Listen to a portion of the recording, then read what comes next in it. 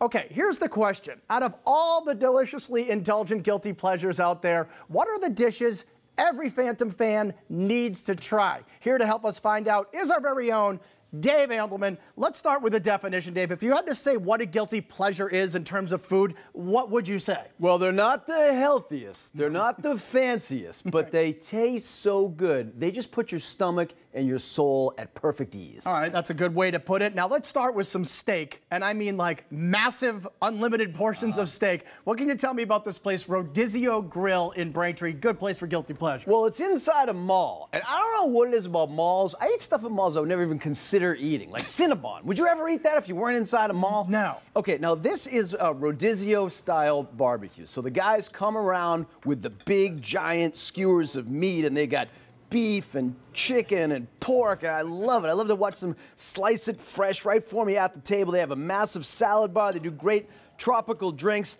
I recommend the glazed pineapple. I know that sounds like it might not work, Dan, but it really brings out the sweetness in the pineapple as it caramelizes. Yeah, delicious. Delicious. And it's a beautiful restaurant, too. Really nice place inside that South Shore Plaza. All right, now your next pick for some guilty pleasures is really, it's not even just a restaurant. It's like an institution. Amrheins in South Boston. They've been doing it a long time. What a great spot, and it's been around for about 100 years, and like another really old restaurant, the No Name, it's one of the few places that has free parking. Right. But it's got that great old construction and bar, and if you want to get your higher-end steaks and seafood, they have that. They have your comfort and casual food too. When I want to go guilty pleasure, I love the poutine. This features hand-cut fries, short rib gravy, cheddar cheese, horseradish cream. They do a great wedge salad, old school with blue cheese and bacon. I like the lobster pie, Dan. This is fresh lobster meat, baked with crab stuffing, lemon butter, and then they put a fried lobster tail on top of it. That's totally genius. Yes. All right, now talk about guilty pleasures. Let's talk about burgers and beers,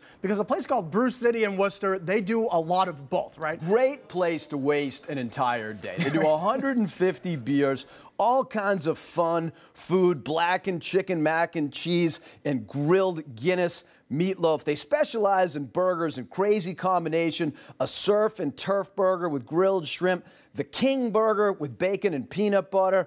I like the ravioli Roma burger. Talk about a guilty pleasure, Dan. Big, juicy, black Angus burger and jumbo-sized 5-cheese fried ravioli covered in marinara sauce and provolone cheese. That makes perfect sense. On this show, that actually does make perfect sense. Now, this next place might be the strangest recommendation you've ever made. Yeah. It's a pharmacy in Warren, Rhode Island called Delekta, and they do something that only Rhode Islanders love. That's right. I mean, this is an actual pharmacy. So if you're hungry and you have a rash, I would say you head straight to this place, Dan. I often am both. You go there every 3 days.